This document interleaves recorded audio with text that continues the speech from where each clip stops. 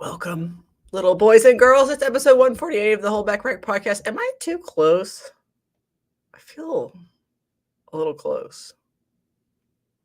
Is this too far away? Whoa. But anyway, John's here. He went to go do something, so I'm doing the sponsor shout outs. FettyDay.com for all of your testing needs. Use code SHITHAPPENS for $5 off the crypto panel. They have other tests too: Nido, Arena, Paramyxovirus, weird stuff, Entamoeba. If it's weird, they probably got it. If they don't, you can actually ask about it. And then that's good. We love that. FettyDay.com. What's next? Shane Kelley, Small Town Exotics, Patreon, Hognose, Ball Pythons, doing his thing. He said one of his human children got their learner's permit. So if you're in Tennessee, watch out. A small Shane Kelley is on the loose. So get ready. He said he's going to make him do the FedEx runs. And I'm like, that's pretty cool. Also a little dangerous. Because I remember being a teenager driving too. Bravo Zulu Ball Python. She finally has her first clutch of combo het clowns on the ground. So Bravo Zulu is a veteran, women-owned ball python breeder. She runs the Women Ball Python Breeder Facebook group. We love that. Very fun. Very supportive. Thank you, Eileen. Check them out. Bravo Zulu Ball Pythons. Justin Brill, Stoneage Ball Pythons. He just got his first clutch of the year. So that's good. He's in the game. He's in the game now. He's one of our Pacific Northwest ball python breeder boys. We love that. Shout out PNW. Andrew's got a lot going on. Ball pythons, leopard geckos, rodents, Stimsons, gopher cocoa, turtles. I can't remember if they were cherry heads or red-footed, but it's one of those. And he just has clutch 1 and 2 are coming out of the egg now, and 3 and 4 are pipping this weekend. Very cool. Thank you, Powerhouse. Pythons. Follow all of our sponsors on Instagram and Morph Market and Husband Pro. This next, Great Family Snakes. Clutch 4 just hatched. I think they posted a picture of that on Instagram. And number 6 is due to lay this week, so they're definitely making up for last year's limited number of clutchies. And Chris at BNFs, I didn't get an update, but he's full of stuff, lots of availability. He had some auctions last week on Morph Market, but he has some stuff on Morph Market now. But Pituophis, balls, MBK, bulls, boas, scaleless corn snakes, BNS Reptilia. Sorry, I just hate penis snakes. But anyway, John's here. What's up, John? What's up? How are you? How'd you like that sponsor spot? That was wonderful. Thank you. I never do it any better. That's the best part. It's always just as bad. It's like a skill. The charismatic sponsor spot is it's gleaming through you, Jessica. Like no better ads. No better ads in the industry. Mike's are the best. Oh, man. Have you seen Mike's ads? Mike from Herp Collectors. Yeah. So I took speaking for one of your sponsors. We're probably going to talk about him a little bit today. Shane. He's here in person. I took a note out of his book. And so when I started doing my ads, I started doing them kind of like a,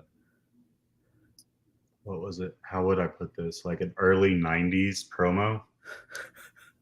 You know what I mean? Like he had like the wrestler promo feel for a lot of his stuff. And so I took that and I ran that for all the sponsors when I was doing my podcast. And I did it like an early 90s promo where it sounds like this kid hyped up on too much Mountain Dew. Ready to be a spider monkey. I actually need You actually need it? In what way do you need my help? That's awesome. He's telling me to sign in. Spider monkeys. So can you help me? So anyways, that's the way I did mine. But I love your charismaticness. It's you're just one of a kind, Jessica.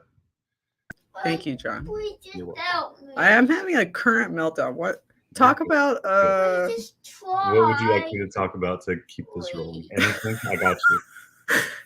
tell everyone why you decided to take a break from podcasting or in general. So I quit YouTube altogether. So I've been monetized for almost a year at that point. Was doing really good, and I was seeing really good growth. But the wife put out, "Hey, I'm ready to be with the family. I'm ready to get to North Texas." And between trying to do YouTube, trying to maintain animals, trying to prepare a move, going back and forth to North Texas and back to El Paso, which is a 700-mile trip, multiple times to find a home. There's just a lot on my plate. Like I don't even know how to explain this. Like a lot of it was I was doing homework out of the driver's seat of my truck for school on a hotspot on my cell phone type. Like I wasn't living like a normal person for about 6 months trying to get this all sorted out, right? So I took a break from YouTube. The podcast will come back. YouTube will come back. Hopefully before I get demonetized, because it's on the verge of it. It's been so long, but it should be soon. I finally got internet here, which is why we're able to do this, because I have no cell reception. I have no anything. Where do you live? It's amazing. I mean, not specifically, but like what part of? So I live like an hour north of Dallas in this little podunk town. Like of near like Wichita Falls people. or like somewhere else? So near Sherman. I don't know where that is. I can Google it. Sherman. Yeah, Sherman, Texas. We're a little ways away from Sherman, Texas, but that's the closest town to us. And there's like one internet provider. There's no cell phone providers. You have to drive to Sherman or a neighboring town to find a cell phone provider store. Like there's 4,000 people in this town and there's nothing here, which is kind of nice, but at the same time is kind of inconvenient when you're trying to build your future. So, but it makes the wife happy, makes me happy. It's nice to get out. It's more of a country lifestyle now versus living in El Paso. What's your nearest FedEx ship center? Sherman.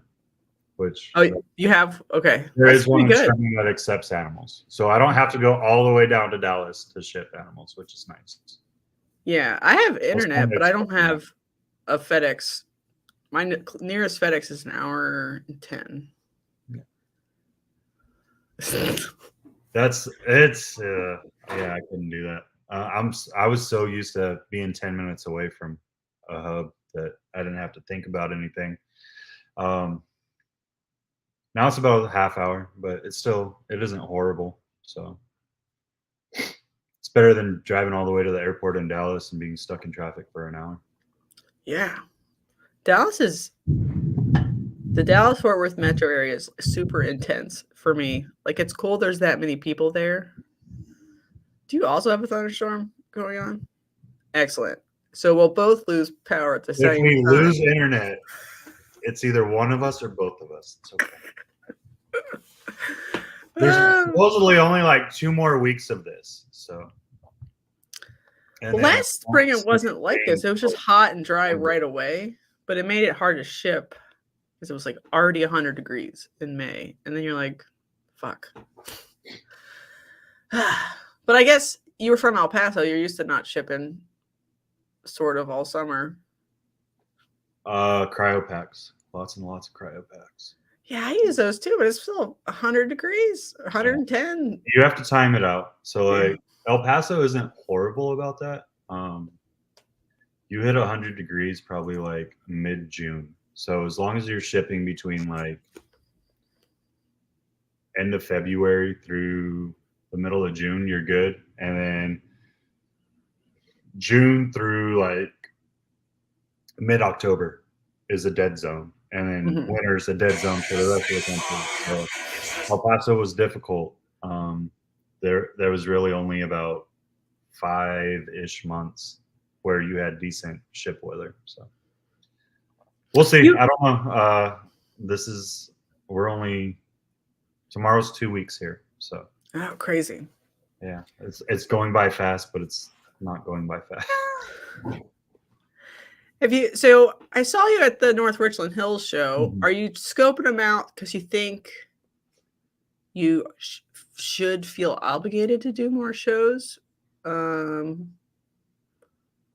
that was one of the perspectives that we looked at before moving here. Was there's a lot more shows in this area. Like over there in El Paso, we had to drive. We had one local show through Show Me Snakes. And then the next closest show was Odessa, which is almost a 4-hour drive. And then you'd see me at the NARBC, obviously, and I drove 10 hours to 11 hours for that every time. And like, there's so many more shows condensed in this area, whether it be up into Oklahoma or into Arkansas, just in the DFW area alone, or even going down to Austin and like kind of following the herp circuit a little bit. You can get on it. There's just so much more you can do here, and it's all within 4 hours, so it's nice, right? And there's just more people here, period. And more people, and like North Richland Hills was an amazing show for so many people, and I only really got to spend about 2 hours there the last day. But from talking to the people that I know in the industry that are there, they all did extremely well based on their performance of other shows in the area right now. So I feel like that's a really good show if you can get into it. There's a lot of smaller shows that I would like to check out because I've never checked them out. Like you just can't drive 10 hours to kind of scope a show out unless it's a national level show. You know what I mean? But the possibilities here, and I've kind of held on to all my sponsors from the past. We worked out deals, and everyone's been really supportive of what I'm trying to do, which I can't thank enough, because, like, let's be honest, I haven't really done anything worth mentioning in like 6 to 8 months. So stab myself. It's coming though. We're working on it. It's a work in progress. All right, you're doing great. Yeah, a lot of people, like, I don't know, they don't give them like the seasons that they need. They just sort of burn out and quietly disappear. Yeah. So like, it makes more sense to be like, okay, I'm leaving for a while because I'm busy, and then I'll come back when I feel like it. Like, that's a reasonable adult decision. I don't know. Well, let's be truthful here. This hobby or industry or whatever you want to call it isn't full of adults. We're all little man babies and angry ladies that didn't get it. No, I'm gonna stop before I put my foot in my mouth. Yeah, so that's why when people are like, "Should I start a podcast?" I'm like, "Sure, yeah," but like, if you're ready to finish, just finish. And then do something else later. Just like if you start a YouTube channel, it's still good. It's still good content for people. People will still like search it up, whatever, check it out one day. It doesn't, none of it really matters in the cosmic scheme of things. Yes. We're all talking to the same 300 people. It seems like. Yeah. So yeah, try it. A lot of similar names everywhere. Right, because like the Chronically Online Club is a subset of a subset of a small hobby. So it's fine. It's fine. But yeah, the seasons of people's lives. So yeah, I mean, seasons. How about your breeding season? We're gonna go there this early. Yeah, sure. My breeding season is, for my animals right now, non-existent. I had a bunch of my females, like 20, 25 millimeters, looked like I was gonna be able to escape out this season and still get a couple of clutches at a minimum. and it looks like everything reabsorbed after the move. Which, I mean, it's fine. It's a little heartbreaking because I had a lot of potential for world first, monarch combos, hypo puzzle combos potentially, and it all reabsorbed. So that's wonderful. Did you move when you moved because you closed on both houses or something at the same time, or did you move when you moved because you wanted to? Well, like time a it couple out. of different reasons. So the first reason was we were just ready to be out of El Paso. The second one was we are getting into summer, and if I didn't do it, before summer, we weren't going to do it until like November, December timeframe because it doesn't cool down until then, and I wasn't going to take the chance of killing animals. Did you move them in a U-Haul? The animals. Well, like, no, I had a friend that decided last like a week before I was moving, they were going to come down and help me. So we loaded all the animals into their vehicle. But at the time, I was going to load everything into a U-Haul truck. So I had to plan everything around weather. Yeah. Because I was going to have to tow my truck behind the U-Haul truck. And then I'm really glad my friends came and helped, though, because we ended up finding out we needed a 6x12 trailer on top of that. So it would have been like big old 26-foot U-Haul, a 6x12 trailer behind it, and then my truck on a dolly behind the trailer. And I don't know that I would have gotten pulled over like every 100 miles from a state trooper for that. Yeah, it's a lot. Yeah. You didn't want to move in like phases, like phase one. Well, that probably wouldn't have been a smart thing, but it was 700 miles. It wouldn't have worked. So that's another reason why I sold my rack collection in El Paso. And I took a couple of the racks so I could restart here. I already have that going. But yeah, moving them was just pure chaos. Like I listened to Jason Amos and I took some of the advice that he gave me, and then I talked to a couple other people that have moved large collections. And not that mine's really large. I mean, I only have like 100 snakes, give or take. But it's more than the normal person. Not that any of us in the hobby are normal. What's up, Jeremy and Anthony and Mission? So yeah, like I talked to a few people. I took their advice. I didn't want to I had helped move one other person's collection in the past, and it was just pure chaos, and I didn't like the way it went. So I was just pulling in advice from everywhere to kind of figure out the best way to do it. And we ended up packing all the animal racks into that, like breaking everything down, packing them into that 6x12. And then all the enclosures and everything, which don't get me started on. I ended up losing 2 tanks, and then I can't bend. This right here is my Leachianus. So that's a 4x3.5 by 3 high. And it cracked right under the glass, cracked and chipped off right next to the locking mechanism. Sweet. Now I get to put epoxy on that so I don't cut my hands or my kids don't cut their hands. And it was an experience. It's been pure chaos the last 2 weeks trying to like figure stuff out. And yeah, I put stuff together that I didn't expect to cohabitate for a little bit while I'm waiting on enclosures to come in. So I have a male and female crested gecko together, male and female leopard gecko. So I might have a gecko year. That might happen. Yeah. So when we moved from might actually still go.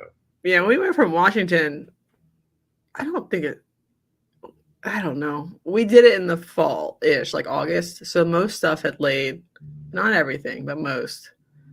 And we definitely did it in phases. Like the first car trip was ball pythons. And then the second car trip was boas and colubrids. And then the racks went the second time. but not the first time. Oh, no. And there was a third time because nothing didn't all fit. It's a 3-day drive. Couldn't do that.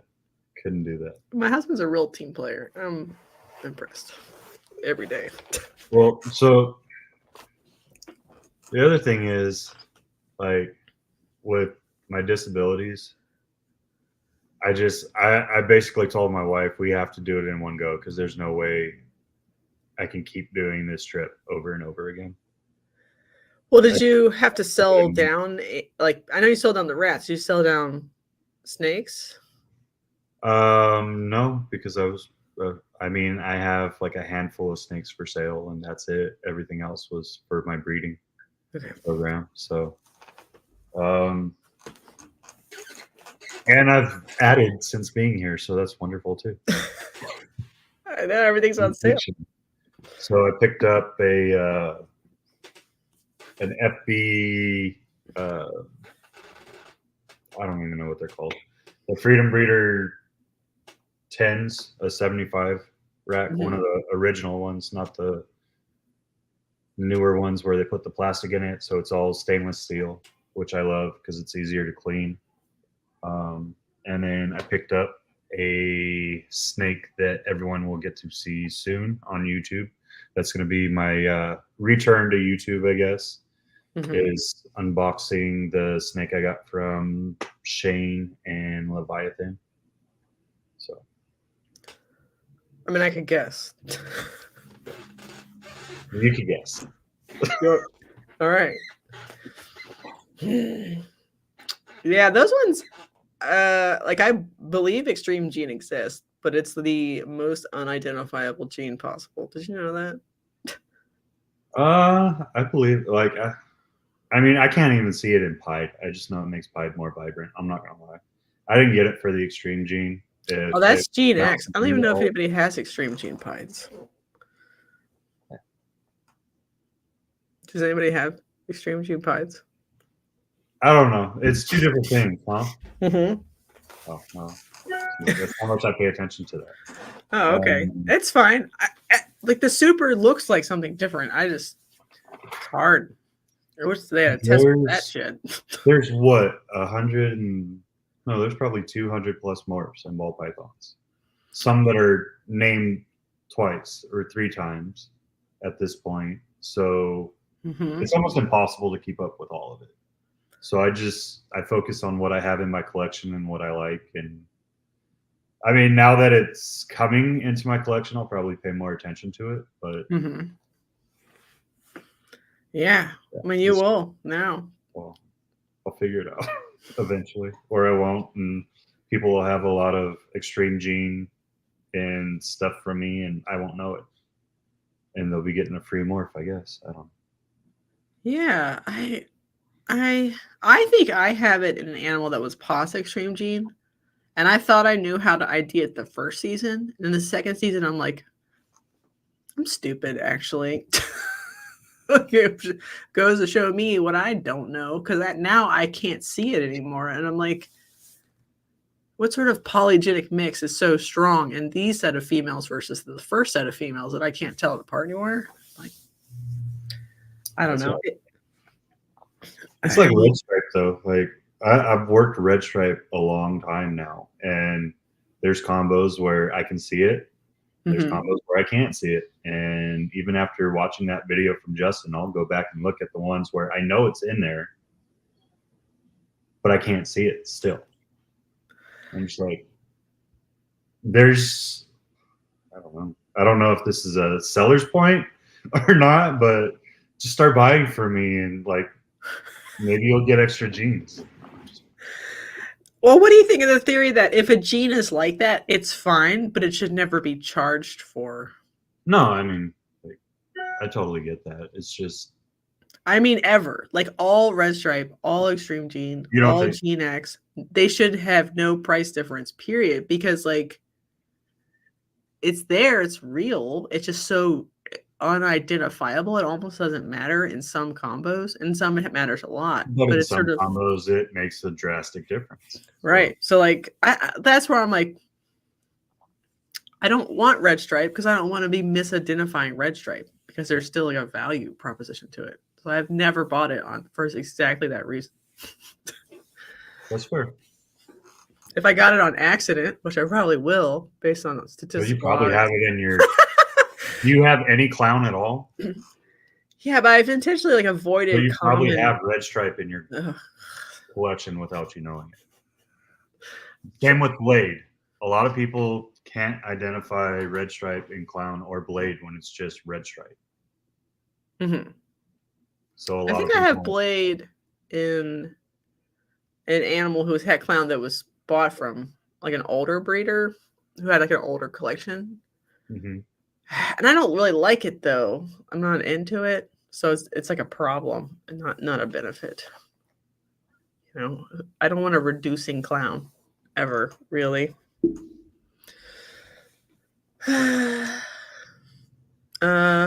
Bods has a Trojan extreme gene clown. That's cool. Trojan is the other one that's gotten ignored again.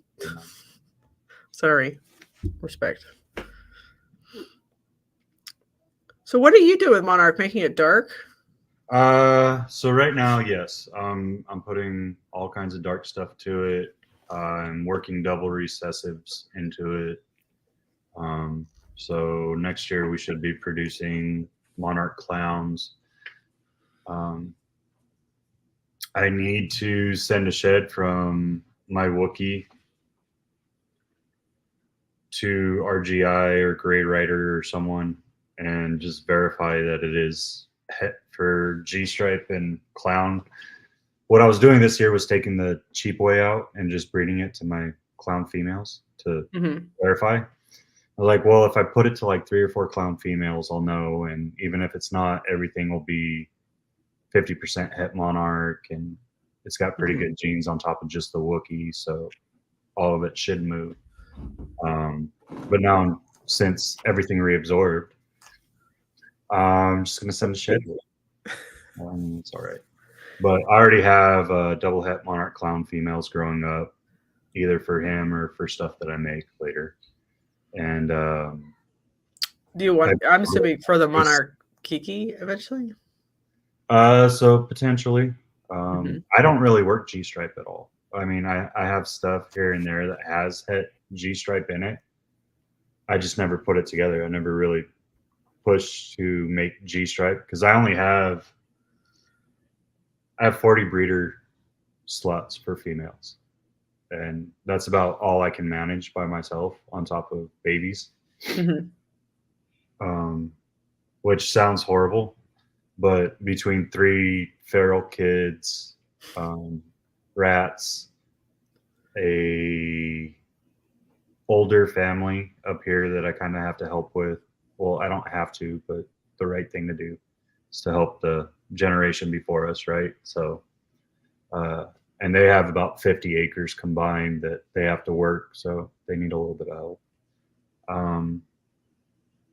Between all of that, I don't have time to sit in here for hours upon hours every day. I have time to go through the bins, check on everything, make sure waters are getting changed, make sure poop's not sitting, stuff like that, eating, right? Making sure they do get cleaned once a week. I'm kind of overly OCD about that, and a lot of people sweet. I don't use like chlorhexidine or anything like that. I just use Dawn and a power washer. So I take them all. Do you use paper so you save money? I reuse the coconut. So like I'll take the same bin. No. Like I use it in the yard on all the trees. But even then, that's a lot of money bucks. It is, but I'm sponsored by the coconut company, so Local Chip's wonderful to me. Okay, good. But yeah, it could get expensive. But by the time that the Reptile chip's like no good or like washed away or is getting thrown out, it's been used 3 or 4 times. So I feel like I've gotten my use out of it. It's not a big deal. You mean used 3 or 4 times because it was mulch in your yard? So I'll use it for mulch. I'll use it for grass. rats. You use cocoa on I rats, don't like know, you use stuff cocoa. to chew on, and Mm-hmm. like especially the bins that didn't really get dirty. Mm-hmm. You use it as not really like a treat, but like just something for them to mess with, so that they're not chewing on their bins. Mm-hmm. What if you didn't do this? I'm just gonna ask you, like, because I don't know if you have to do this. You just I like don't doing have to do this. I don't have to do anything it? anymore. Right. I It's a just, wonderful part of my life. okay. But this has always been something that I've really enjoyed my whole life. Oh, just deep cleaning. Ooh. You enjoy deep cleaning? Speaking of feral children, Oh, it's a feral child. hi. Say hi. Oh, Oh, gone. oh Lord. Jessica may have gotten butt crack on her show. That's okay. I like it. I call Okay. him the like. He will not keep his britches up no matter what. Like you know the Hank Hill butt, Right. from the Hill. That's what he's got. That's just what happens constantly. Is like, we'll Pancake look at him. He'll pull everything up. And it's like, all right, we're good, and he'll take like 5 steps, and half his butt's hanging out. No, I don't mean you don't have to Get him do like anything. little suspenders, and be like Right. John suspenders Yes. or something. I don't know. I just meant like deep cleaning every week is It's therapeutic more Okay. than anything. Like I'm very much so a person of routine. So when I break routine, it stresses me out. And so having the same routine throughout the week, like all the geckos get their little Pangea or Rapache mixture Mondays and Thursdays. So as soon as I'm done with this, I'm feeding the geckos. The snakes all get fed on Monday now, because if they decide to kill something and leave it or what have you, trash goes out on Tuesday. All the rats have to be cleaned on Monday as well, because trash goes out on Tuesday, and I don't want a bunch of rat crap all over my yard. Although I've heard it's really good too for composting. Yeah, it tends to be like too high carbon because there's just not actually enough nitrogen in it once you let it sit long enough. If you ever try to compost it, so you have to actually add in more nitrogen. Ask me how I know. Used to have swales of rat poop at the farm, and I'm like, these aren't actually burning, like decomposing correctly. So I'd have to like add chicken poop or something to like even it out.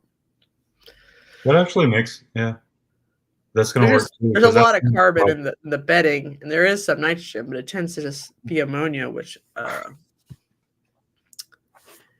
it just evaporates off. It's not as much dense nitrogen source as you would necessarily want to have like a balanced compost bin. Well, that works because the county that I live in now wants you to.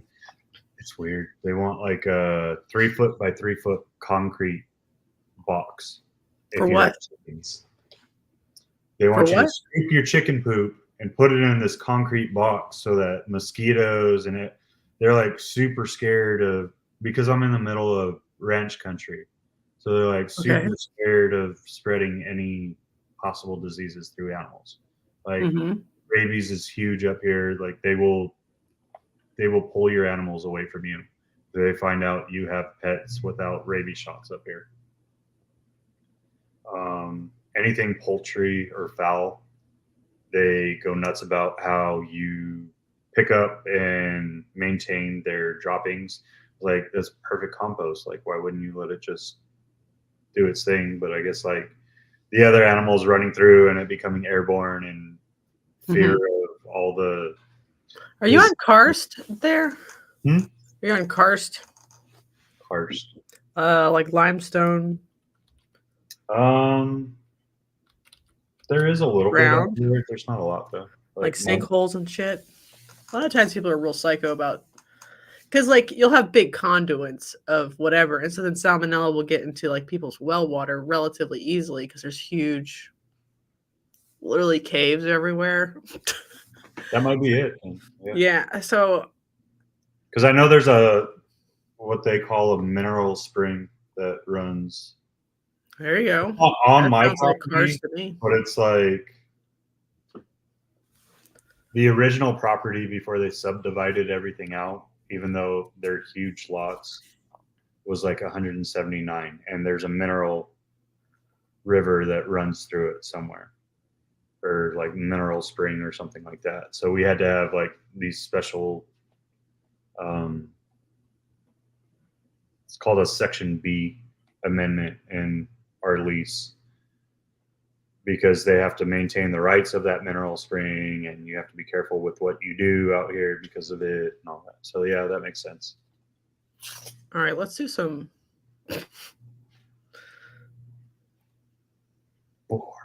We're doing a geology. Where's Sherman? Oh, Sherman is in Grayson County. Whoops. All right, no karst. I don't know what that means. These are all the karst. Oh. Well. Oh, well. A for effort. Yeah, usually that's, I don't know. Like in some places, you can't even have a septic field, even though it's rural, because it'll go down too fast. Like you can't make a leach field anywhere that's safe. They're just like, whoops. You know, I used to live on Carson, so we would do dumb crap like put dye down in one cave and then quickly drive 20 miles away, and the dye would come up right in the middle of a river. So if you like took a dump in there, whatever, you would just raw sewage. The Potomac is delicious, by the way. Everybody should eat out of it. Yes. Yeah. Kidding. Don't eat out of it. So It's, you have low production this year. What about those MBKs? So I will still have ball pythons, but it's because I gave two of my males away to other people. Well, not gave them, but like did breeder loans with them to ensure I still have production this year. Mm-hmm. So I thought I had a little bit. All of that's going to be double het stuff. So like double het clown VPI, double het hypo clown stuff. Obviously, I don't have the room to do a bunch of double recessive or triple recessive projects here. Well, I do, but I don't have the rack space, and I'm not ready to do all that myself. So the people that I've kind of mentored and helped, or that have mentored me and have helped and have shown interest in certain projects that we felt like we could benefit mutually from, that I trust, I put out snakes there to ensure I still get some babies this year. And it looks like they're close to, so should have stuff to vend with later in this year. It'll be a very slow year. Like it almost came to the point where I was like, well, NARBC is in September, and I can't give that up. So I'm going to sit there with like all the projects that I like working and just pay $400 to sit there and talk to people and not sell a single thing, which let's face it, a lot of the times that's what it is anyways. But I mean, hopefully you recoup at least the table fee, but when you're driving 10 hours to do it, it's a little nonsense. Like the nice thing is I can go to the NARBC show every show now and just drive back home afterwards. And is it like an hour drive? Yeah. All right. Yeah, that's doable. Yeah. What do you think of the thought process that really like high-end ball pythons shouldn't be at shows anymore because they don't really sell there anyway? I mean, they do. Okay. I know they do, but like it depends on the show. So like I think the vibe for the shows have to change, in all honesty. When NARBC was in Arlington instead of Dallas, we watched it grow into something where you could sell a $20,000 animal, like a Tinley or sometimes Pomonas. I've seen a couple of really high-end animals go at Pomona. But it has to be like that almost national level show for that to happen. You're not going to get that at just any show, right?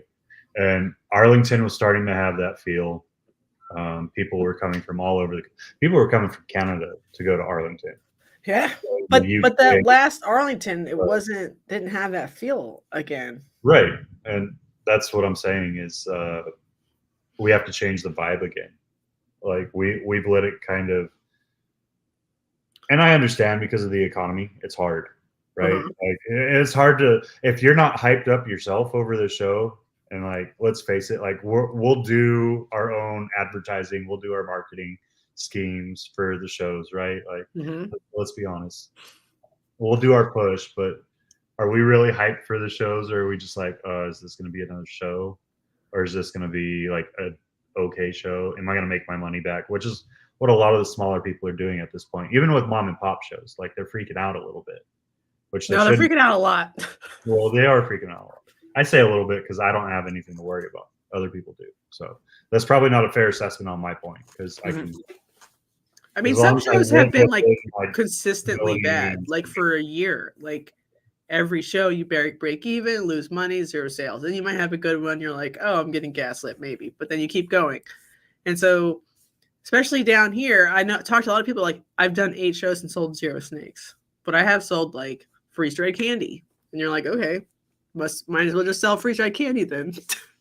So why would they bring high-end snakes if they can't sell a $300 female clown combo or whatever? Well, I think you have to understand your dynamic too. Like a lot of people, I have high-end stuff, and that's where I've messed up, right?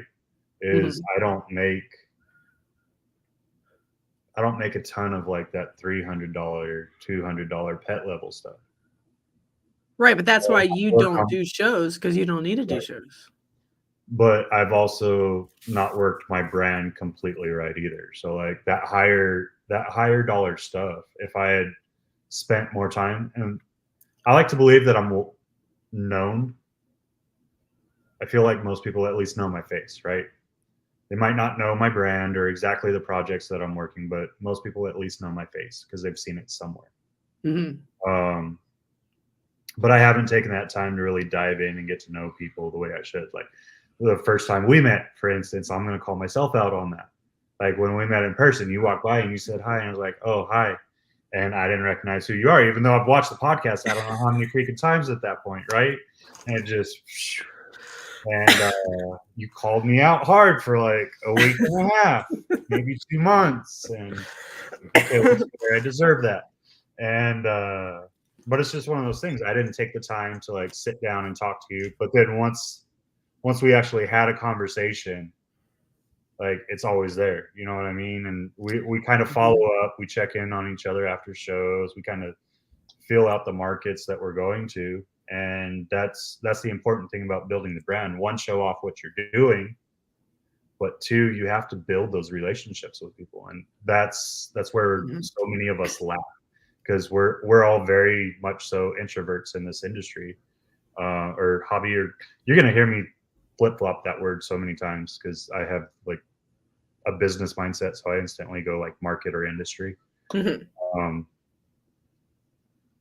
But that's where everyone's failing. Is you have to create that relationship with people and kind of step out of your introvert self, which is hard to do sometimes. Yeah, I do think. Like, there's a lot of problems with shows, a lot of problems with shows. But it's better to see someone you've talked to hundreds of times online in person once, frankly, because then they like, I don't know, you actually recontextualize all those weird comments that could have been friendship, but are kind of mostly just like online acquaintance into friendship form. You're trying to crystallize that. So that's the best part of a show, to me. I just wonder if like Dallas is going to become big Pomona, East Coast Pomona, pet trade show in the country. Yeah, I mean, and that's okay because then high-end ball python sales go online. What about that? Yeah, a lot of it's done before the show too, or like so. What I've noticed, especially with big shows, and I've been to almost all of them at this point. Like I've been to Pomona multiple times. I've been to Tinley. Arlington when it was a big show. I'm trying to figure out how to get up to the what is it, CBRE, the Canada show. It's a pretty big show. I want to eventually get out to the UK show just to kind of feel that out, because they're going through all kinds of stuff over there. Like, yeah, they're training in the US, and they're dropping like flies in the UK right now. I know. I feel bad. Yeah. But I think the big thing is it's all setup day. So like if you're trying to sell that $7,000, $10,000, $20,000 ball python, if you're producing it, you have to have the right person there, and it's going to happen before the show starts. It's not going to happen after it comes. And where a lot of people are lacking in that is no one knows what you're bringing, right? So like, and I'm horrible about this. It's one of the features on Morph Market that I love, but I never use. It's like you can literally post all your inventory that you're taking, so people know this is going to be at the show. And you do your little Instagram chats like, hey, I'm coming to the show. I'm bringing this. I saw you were going. I know you work this project. Like you have to actually work for your money now. Like you have to hustle a little bit, right? And if you're not doing it, then you're going to sit there like I did last Dallas and make a big old goose egg. Did you really goose egg? I goose egg. But to be fair, it's okay. It's whatever. $400 isn't whatever, but it's whatever. It's something to me. It's I did not set up right for that. It was done like 2 weeks before we moved, so my head was not in the right place anyways. Like I was more worried about getting the move done. So Dallas, I knew it was going to be a crap show in the first place. I just went there to talk to people, see everybody, maintain my spot, which is essentially what this fall might be as well. Like I said, hopefully I'll have a different variety now though. Like I said, I might have geckos. I am branching out into other species as well now as far as snakes. So hopefully within next year, I'll start having some diversity on the table, which I think will help a lot. Didn't you have an MBK clutch? I did not. I thought that she was going to go. She tricked you? And she tricked me. She hadn't eaten for almost a month. She went in the shed. She swelled up real big and nothing happened. Did you lock her consistently? So they're only my second species I've ever tried, but I didn't brewmate her. So I'm thinking that's what should have been her first clutch. Like brewmating in El Paso is almost impossible because it doesn't drop low enough. So now I'll be able to like brewmate her the right way. And if I don't get it this year, then she's swelling up right now and in shed. So, and she hasn't eaten for 3 weeks again. So you should lock her again. Not trying. So. Cause like you can feel the follicles before they ovulate on most colubrids. You can actually like count them, and you can miss it. But if you just keep locking her and everybody's viable, she'll lay something, slugs or. So eggs. My wife might be able to, but I can't. Okay. I have a lot of nerve damage. Sorry. Being a medic. No, you're good. You're good. They're just like huge, but they're like they're not. It's not like a ball python follicle where you're like really up in there and you're feeling for grapes or whatever. The grapes are the whole snake. You almost have to just kind of hold the snake and you can go bump, bump, bump, bump. Like I don't know, not that gross anal beads. That's how obvious the follicles are in a colubrid. That's fair. So like I can't palpate on ball pythons because I don't have the sensation in my fingers. Like if you watch me drink or do anything, I have to watch whatever I'm drinking when I'm setting it back down because I won't feel it and I'll drop it. Oh, that's not fun. So I was a medic when I was in the military, and when you get higher up, you get to train the people under you, right? Well, when they went through like their training to become a medic, they didn't get taught how to give IVs and stuff very well. So you get a lot of practice when you get to your unit. Okay. Like you get certified on how to do an IV, but you don't get a lot of practice. Like you only practice on maybe a handful of people over 6 months, right? Okay. Because it's just not something they have a lot of time to do because they have to teach you the rest of your job as well. So when you get to your unit, you get trained and you're throwing IVs constantly. I mean, you're right. I don't put drinks down. If you see a drink in my hand, it's pretty much gone. Apparently you're beautiful and my hair is great. Thanks, babe. What's up, Snake X and Leviathan, Steven? Yeah. Okay, Melinda had a question. If I start one, I finish it. What's the highest dollar amount animal you would take to a small show? Like if you did Richland Hills, which is like a kind of a bougie small show because it's in like a rich neighborhood. Probably about $1,000. $1,000.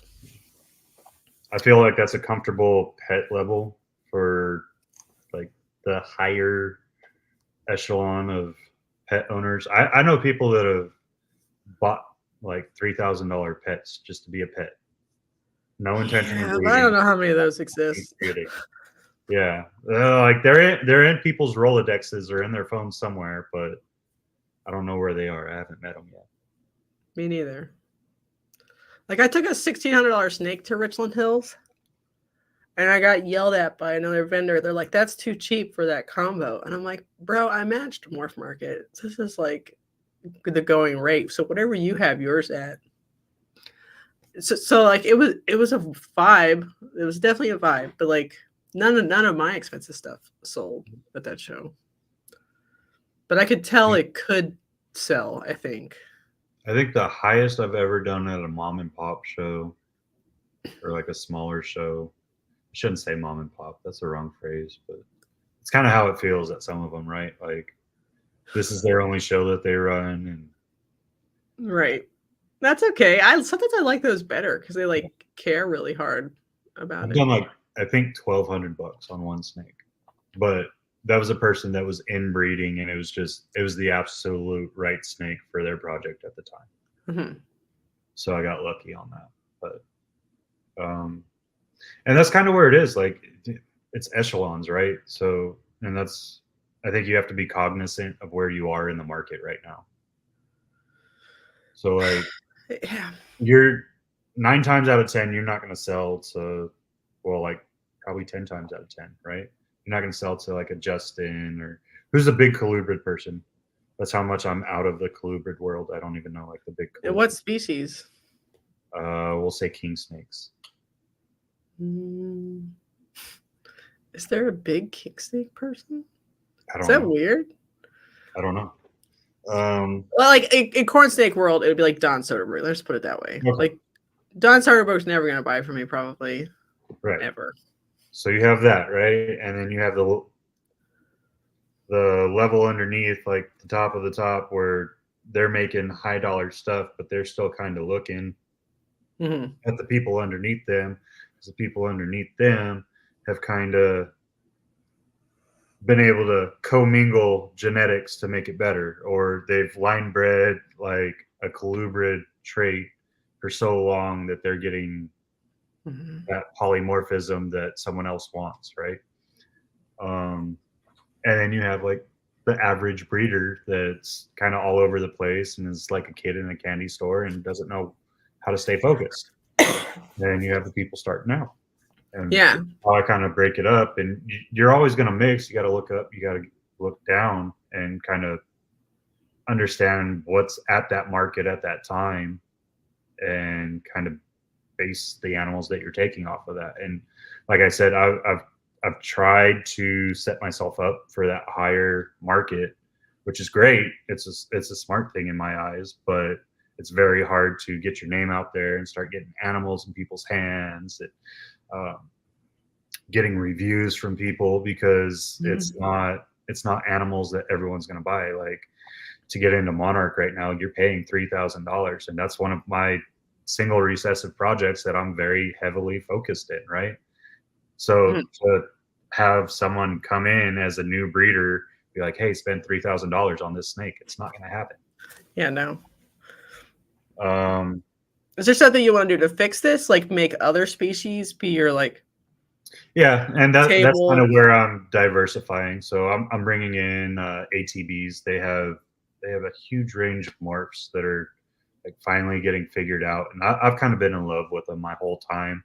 I had one when I first started keeping again back in 17, and he was typical ATB. I got lots of kisses, and it got to the point where like my little feral children could not stay out of the snake room when I was in the snake room. I was like, well, I don't want you guys getting lit up all the time. So we decided to move away from that. Now that they're a little bit older, they're still feral, but they know, hey, when dad's working the animals, just kind of stay out of his way because I only have so long of an attention span.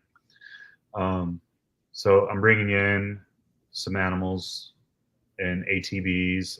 I got a neat idea that I think is really going to work at shows to stand out versus just putting them in a deli cup and setting them on a table. Mm-hmm. I think that's a lot of it too. Is like we've grown so accustomed to the setups that we see, right? Like everyone wants that next level setup or the acrylic display setup. So there's nothing wrong with that. It's just how do you make yourself stand out besides your banner or your table runners or Did you see that really vertical display at Yeah. Richland Hills that had like the blue light inside? That one was fun. Crested geckos. Am I making that up? Yeah. Yeah. That one was nice. I just don't know if that stuff drives sales. Like, there's something in the brain of someone who comes into this show, and it doesn't make any sense to me. Because people will not buy colubrids if they're in acrylics sometimes. And I'm like, why? And they want them in delis. They expect them in delis. They want them in delis. They won't buy them in well, other I think with forms. that, it's because that's what their norm is. And it's easy to transport, right? Like, I don't have to have you fiddle with a corn snake or a king snake or whatever colubrid you're working with at that time and try to fight with it to get into a snake bag. I can just take the deli from you and go. But I think that's why they like it too. Like I would love more vertical stuff, especially stuff that like showed the snake doing something without letting the snake hide necessarily. Like any kind of stick that they could just go up on and down on, up on, down well, on. Even with that, like I think if there was a way to take like your colubrid displays, because they're at what, like a 30, 35 degree angle, maybe 40. I don't think they're that high. But they're at a little bit of an angle, but if you could take it and slot it to where it was like straight up and down, right? So right, like, and you could walk up to it and look at the snake. And you could see them moving around, but they're still in those delis. Maybe you give them a little bit larger of a deli cup if you could bring them in. I don't know how it would work. Yeah, right? I'm into yeah, to look different than everyone else. You know what I mean? Right. Do you like those colubrid ones that they had at that show that fold like a briefcase? And like the back half of it was like up and the front half of it was... It was interesting. It wasn't my favorite thing. I like Dawn's setup, Dawn Shores. Oh, with like the elevated... But I think there's a way to take that from like just elevated at an angle to almost a... So have you been to Tinley yet? You need to go to Tinley. It's like a day drive. You're fine. It's like 15 hours or something. So Garrett at Reach Out Reptiles does African house snakes. And he built this display. And this is kind of what I'd envision, right? Like he built this display where he puts the deli cups in at a 90-degree angle from the display. But then it has glass so that the deli cup can't fall out, or like plexiglass or something in this display. And you're able to walk all the way around the display. Only his employees can open it up, but it lets you sit there and watch them have movement versus just... You do like the tall deli cups or the... I'm not sure. Deli cups. Okay. I'm not sure what the depth on those deli cups were, but I just know you see them actually like engaging because they're kind of not in a natural position in that. way, right? Like they can't just sit there and be comfortable because they're at that arch. But it's something different, and it always catches my eye every time I walk by. And for something that isn't exactly an animal that stands out and is just like, oh my God, I want to look at this, right? Like African house snake it's a gray snake. It's grayish brown. Like it's not, oh my God, eye catching. Right, But and they're really little. it catches my eye every time I walk by. Because it's just little. Yeah, it catches my eye every time I walk by that booth because you see the movement constantly. What's up, Jamie? Hey, Jamie. But I think that's where a lot of the smaller people are going to get it too. Like, yeah, you can do it just like everybody else. Like, everyone has the opportunity to succeed that way. But I think if you really want to brand yourself, you really want to make a name for yourself, you got to stand out a little bit in some aspect, right? So I'm trying to make it to where if I'm only doing a table, I'm literally using all of that space. So my plan is to have like, this is going to sound crazy, I'm going to have animals hanging off of rafters, essentially. Like piñatas? And people can Kind of. So like, you know the old farmhouse bulbs with the giant filaments? Yeah. So when I do ATVs, I want to put ATVs into those and have those hanging from rafters. So as you're walking in, you have And ATVs. made of glass? Huh? Made of glass still? Or they make No, you plastic? can get it in plastic. I mean, that'll look aesthetic, but how are you going to get them in and out? The same way you get them into a deli cup. Yeah, but the like... It's true. But isn't the mouth relatively small of the like... Okay. I was thinking just go get those gallon like cubes that people It's will like put like doing orange the geckos in. float in the bottle thing. Let me know how that works out. Putting a fucking it might be a disaster. Neo in a boat bottle. Well, I'm saying like it might be a disaster, but I think it's neat. So like, I mean, I'm glad you're vision trying. for I it- think if anybody tries anything new, even if it's not that successful, I'm like, thank God somebody's Like, trying. I want to use something so that you have animals at head level. I want one side of my booth to be colubrids, which I really only plan on doing king snakes. So like your MBKs. I want to do the gray bands. Like I am. So you're gonna do like an interior U, so people have to walk in and there's stuff on each side. Okay. Yep. And then we'll have like a gecko area, and we'll have a ball python area. I thought about doing an interior U, and I even like measured it out. But since we're not really getting 10 by 10 spaces, we're getting like 10 by 8, but sometimes it's kind of 10 by 6. Yeah. I was like, oh. So I had to do like an exterior L. Really? I don't know the solution there except for to buy more tables. Like another one. Do an end cap versus an inline. Yeah, it starts to be like, can I afford to do all that just to show off? Yeah, but if you find the right person to vend with, then you got kind of like what Corey Martin. I think the best person at this is Troy from Best Dressed Balls.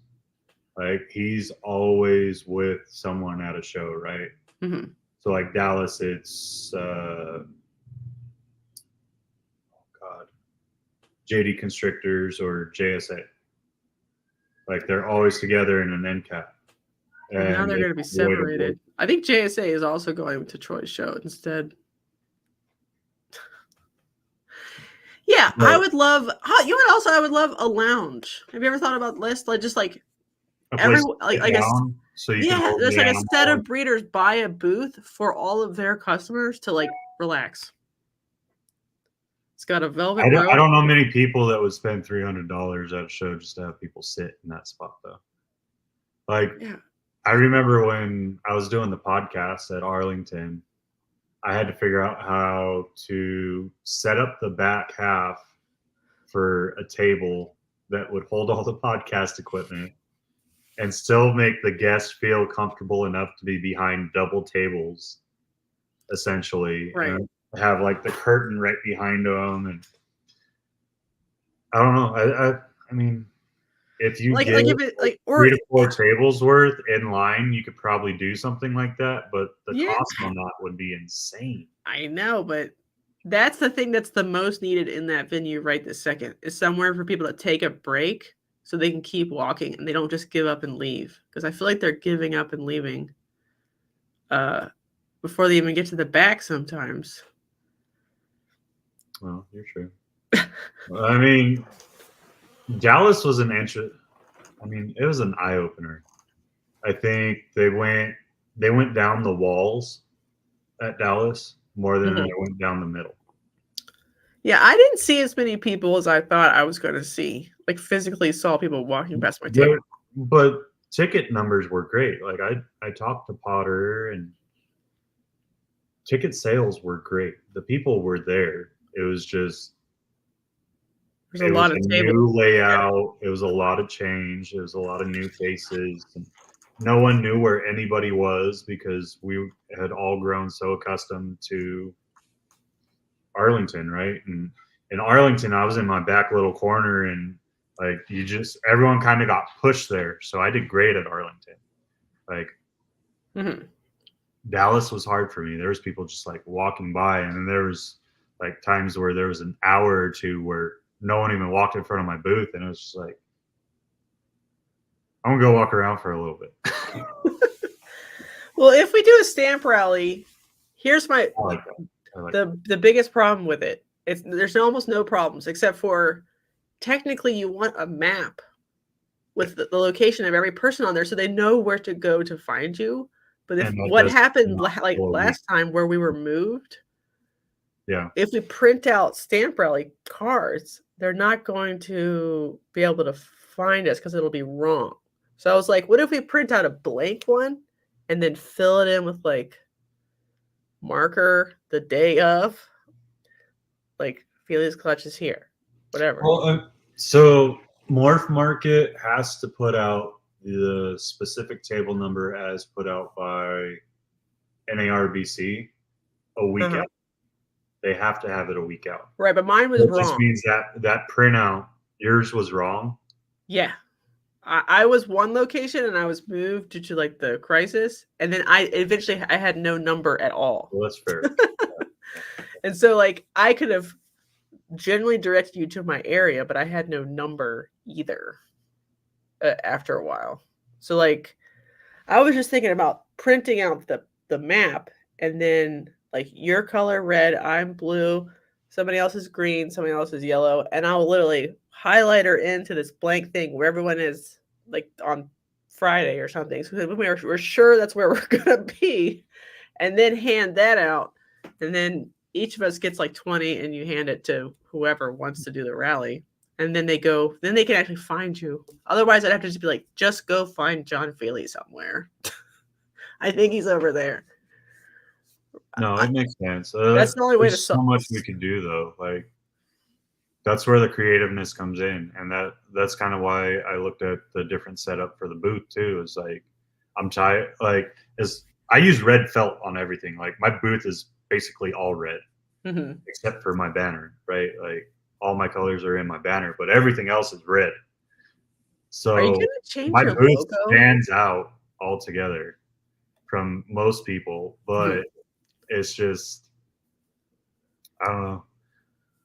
I think one of the other things too is a lot of people only do one booth or like one table at these shows, and for a show like that, unless you're really filling 2 to 3 tables, I don't know that you're gonna have people sit there for a long time because it's hard to keep our attention, right? Like there's a lot of stuff. Kids and everything else. Like you and me struggled with it during this podcast already. I've watched it. And yes, fair, right?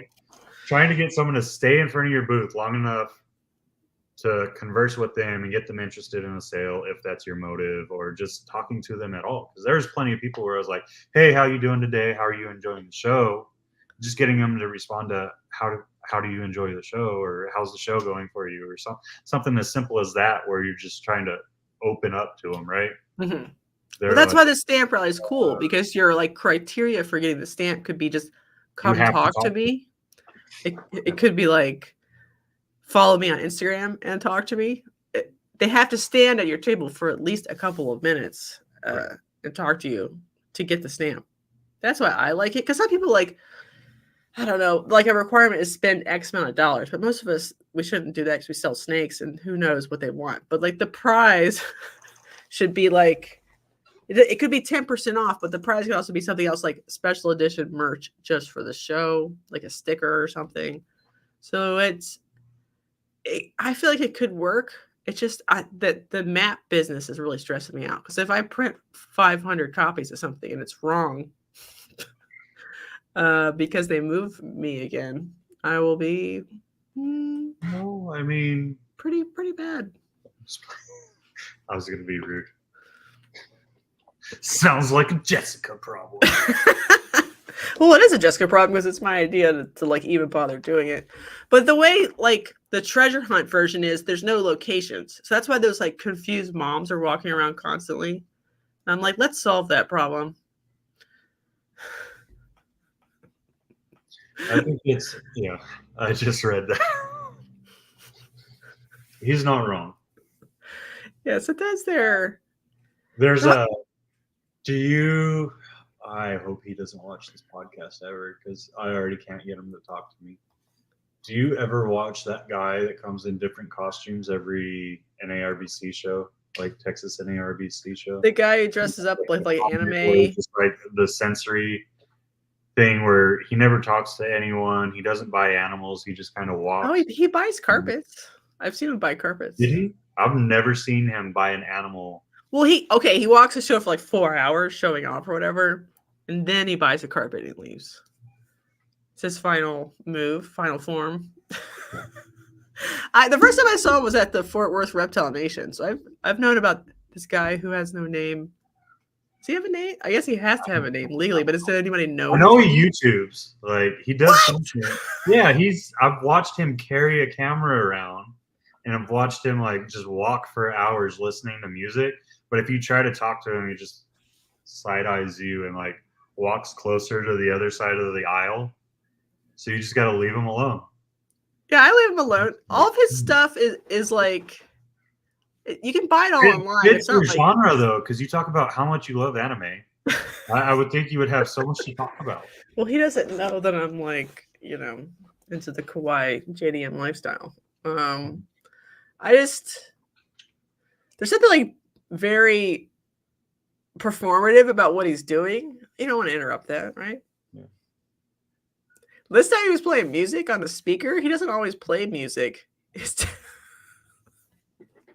it's in his headphones. Like he wears these. He had a little boombox speaker in North Richland Hills where he was literally just playing music. Well, I didn't see him at North Richland Hills. He was there too, brother. That's when I saw him buy carpet. Wonder who he bought it from. If he bought it from Mike. Listen, he's fine. I'm surprised you don't have more like half I enjoy watching with cat ears.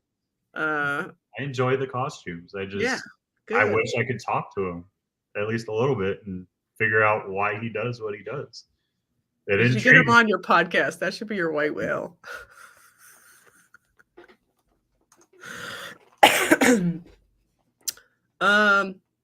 Raycor says when they were at Tinley, they liked U booths because then they could escape the traffic.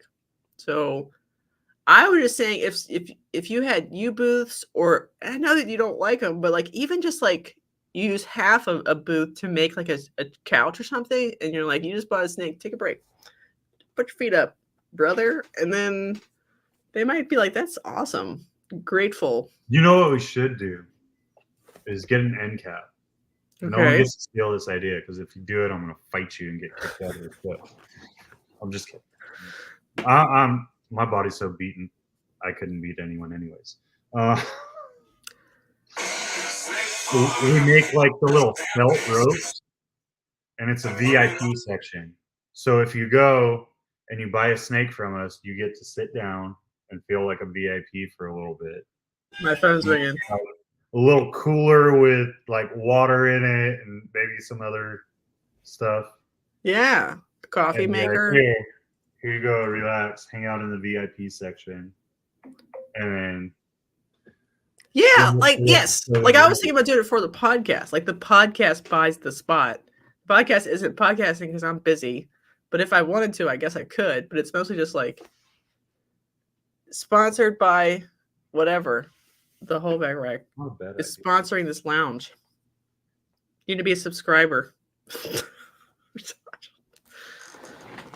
Maybe like you could get a sponsor for the lounge. Like get Redline to sponsor the lounge in the middle of the aisle.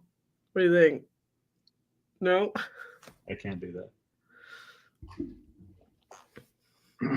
I don't know, maybe. Go green. No. Oh. Nah. I'd rather not.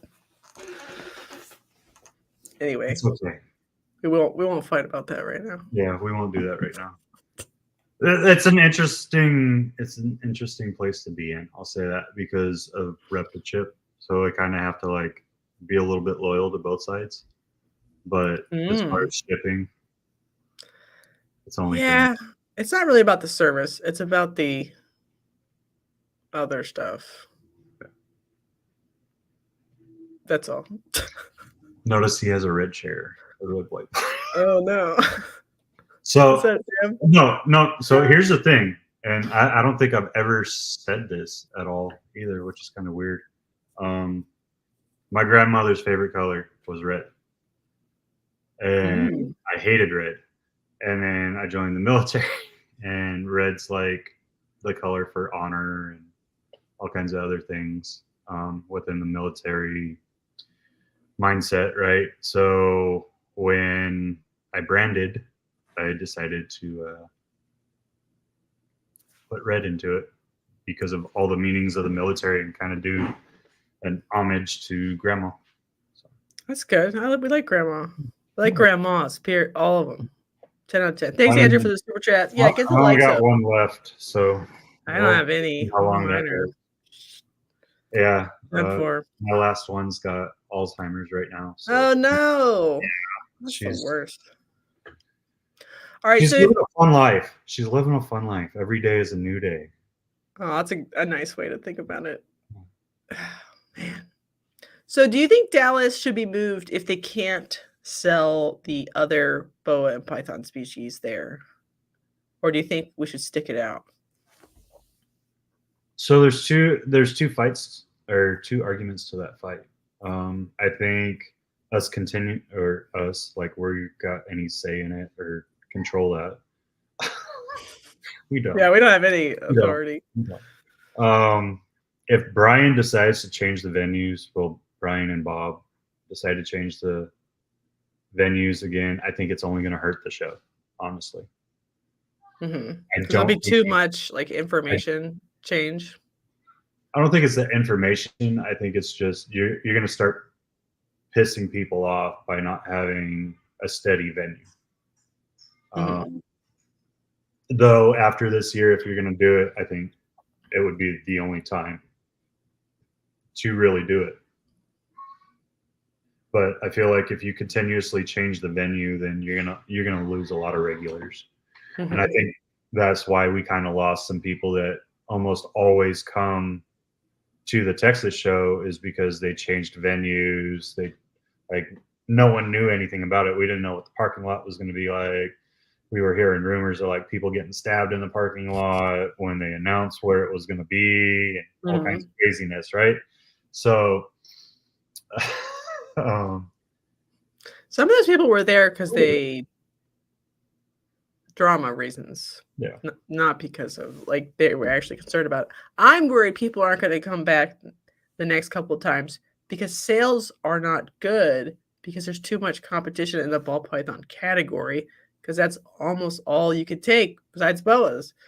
But here's the other fight to that, right? Is for that show you only had to travel 4 miles. You travel 4 miles and you're outside of Dallas city limits, and you can move whatever species you want. But you had to apply for a permit though to to display them. Yeah. Which was free. Dallas City wildlife officials came in and they're like, we love everything we see. They're doing a push to make everything legal there. A lot of that's like a lot of those laws are before we were even keeping reptiles. Mm-hmm. You know, like 90% of the people that have a non-venomous, it's written as non-poisonous reptiles. Right. In all of North Texas. Well, that means I could keep every rattlesnake I want, and I can. They do specifically write Heloderma though, which sucks. Right. Yeah. But, yeah. No poisonous reptiles though. Like I've had Split Rock on here, and he sells blackheads, and he was able to sell one by driving wherever, and he drove too far. I love Split Rock. Like I've looked at those blackheads every NARVC, and I cannot wait for the day that will be another gold species of mine. But yeah, he drove too far to do that. You think there's a closer spot than where he went? Yeah, so there's literally like a little shopping market right outside of Dallas city limits, like 4 miles away from that show, and that's where like Bob sold all his retics and okay, things like that. Like maybe NARVC should publicize that on their website somewhere. Just saying. I just think even if it's able to be done, the driving part makes it hard to get those impulse Samboa purchases. You know, people don't really need a Samboa. It's $100. Like those kind of animals rely on not driving to a secondary location to do the drug deal in a parking lot. Let's be honest, no one needs any snake. No, they don't. But people will like. We don't need them, but we're obsessed with them, so we have to have them. Right. So I just think, well, then if the rules go away, it's fine. Who cares? And if it becomes more clear that I don't know, everybody's going to go meet up for all the sales all weekend on Sunday at X time or whatever, that's cool too. It's just it makes it harder, and I can tell it made it harder because there was a fucking shit ton of ball pythons there, an absolute shit ton, and there shouldn't have been that many. Well, all the stuff that I do too, like kind of falls in the people that they put around me. So it was hard. So like when I showed up, I only had one display of two displays of animals this last Dallas show. It was like I had my monarch stuff, and they put me right next to 3 other people that are working monarch, and then Tom Harbin with an entire freaking booth of monarch was like a row away from me. So it's like, I'm not going to sell any monarch. I already know that. So all those spots are gone. All those spots were wasted as soon as I walked in the door and saw that. Do you think, oh my God, I don't know how they would even do this. People should somehow, Brian should like jury it where like Tom is good at X things, hognose and monarch, maybe, whatever. And so he will be here. And then another monarch specialist is over here, and we'll keep them physically separated in space. I don't know how he would like coordinate that. It'd be a pain in the ass, but exactly. I think it's too much to ask the promoter to do. But again, that's where like the morph market stuff falls into play, right? So if everyone was doing that listing on morph market and saying, hey, these are the animals that are listed that I'm bringing. If we did that, you could not bring competition. Pick, hey, okay, so my competition's bringing this, and this. I should switch to maybe going to these animals. And these last 2 years, I haven't produced a large enough quantity of animals to really have that option, which is why I'm diversifying into other species as well. So, like, if I see that Jessica is bringing like nothing but corn snakes, and you forgot your MBKs and all those other goodies, then I'm going to be like, well, I'm going to go heavy on MBKs, and I'm going to go heavy on gray bands and possibly some black and white cows, right? Who knows? Like whatever. Yeah, well, that's the beauty of a I know what you're bringing. Is that you could deploy the species that's right for the show at the right price point. Exactly. I've been trying to explain to people that for like 3 years, and everyone's like, "You're retarded. You're not investing in the right. And you're not investing." There's a difference between I use the R word and insanity. So like, it's been a problem where like if you're not investing in like a morph species and literally putting every penny you have into that morph species, you're like fucking up. And I'm like, not really, because like can't all cater to the high end part of every market. Some of us can cater to the high end part of some species, and then just the like pet version of other species, and that's totally fine and healthy. So, but it gives you more for your customer to look at, and it gives you something at every level. Like you had corn snakes at north of Richland Hills that went from like what I think it was like $75 all the way up to a couple $100. Right. So some people don't some people just want a cheap snake. I have Right. that. And I have like a pretty cheap snake. All pythons that were at like 300 up. So you literally covered every. Right. I tried. And then the people that didn't want a snake and just wanted a freaking tote, I'm going to steal your tote idea if we don't booth together. I want to make my wife start making totes because that was ridiculous. Yeah. Some people don't want any animals today. That's something I've learned. And so at smaller shows to like even out sales, just something fun that's related, but not necessarily like even an animal product, just animal adjacent. It's actually been okay for me. Some places are better than the other. Like that stuff did really good in Colorado. Like they were just ecstatic about hiking or something.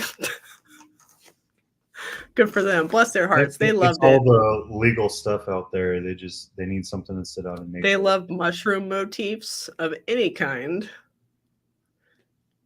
So they'll wear it on their whatever earrings or whatever.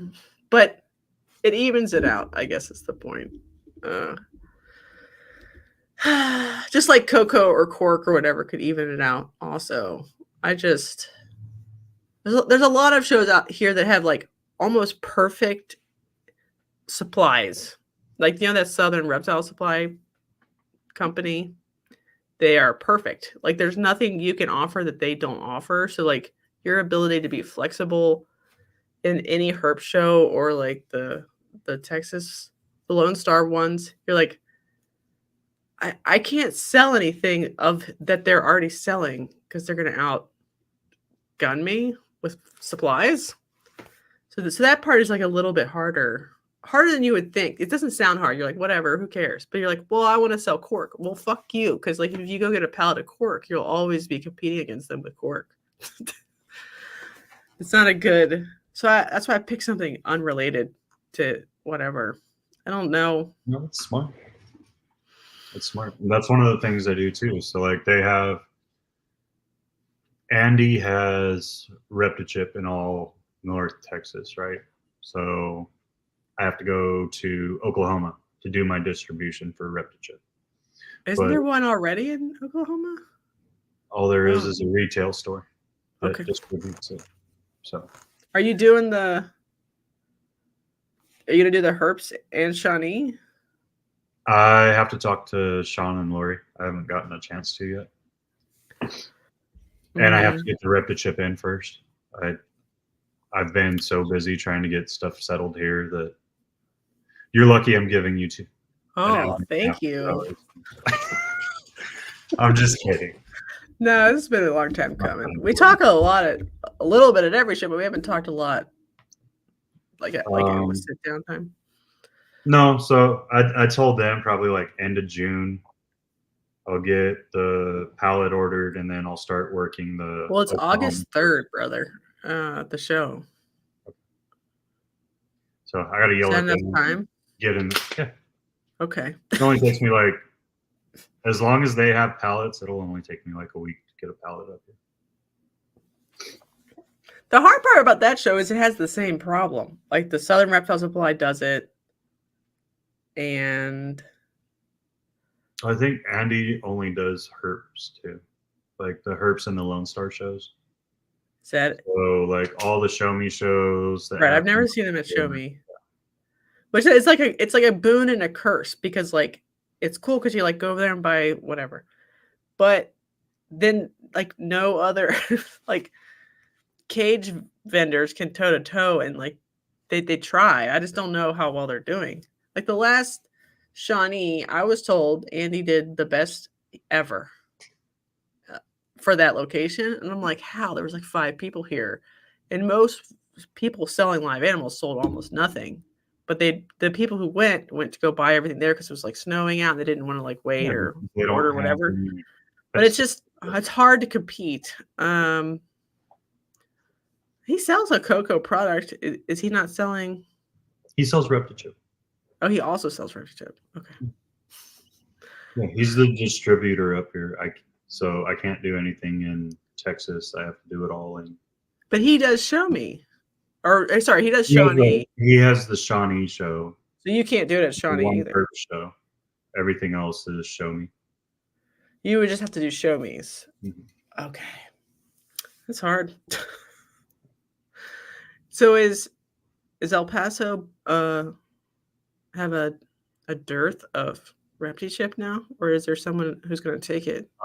So the guy that I kind of mentored down there, we're gonna send probably half a pallet out his way because I am planning on still doing the shows out there, and he's gonna store it and essentially sell out of El Paso is what it's sounding like. So you're gonna drive back to El Paso to do an El Paso show. I'm not gonna drive. I'm gonna ship all my animals to him, and I'm gonna fly to El Paso. Yeah. Is there enough money in El Paso to justify? Frequent flyer miles are wonderful. Okay. I'm only doing it once a year, so it doesn't matter. I rack up a free flight at least once a year. So. Is there an Air Force base down there? It's Army. Oh. How dare you? I was wondering if you could like Space A. You can still, I mean, that's all military. You can still do that. Okay. I think about that a lot, and I'm like, but like the way we do it, it wouldn't be convenient. No. You can't actually Space A anywhere conveniently. I mean, I could go directly into Fort Bliss probably, but you'll be like glued to the windshield of C-130 or something. Yeah, I don't know. On the belt on each side because it won't clasp and just be like. Yeah, you'll be fine. Just grin and bear it or whatever. It'll be like going to the Middle East again. Whatever. So are you doing the Odessas also? Or is this too many shows for the amount of inventory you don't have? Is it too many shows for the amount of inventory you have available? Probably. I'm probably only going to hit a couple of shows throughout the remainder of this year. And then we've expanded our infrastructure here. We've expanded animals here. Next year is going to be a crapshoot, to say it lightly. Mm-hmm.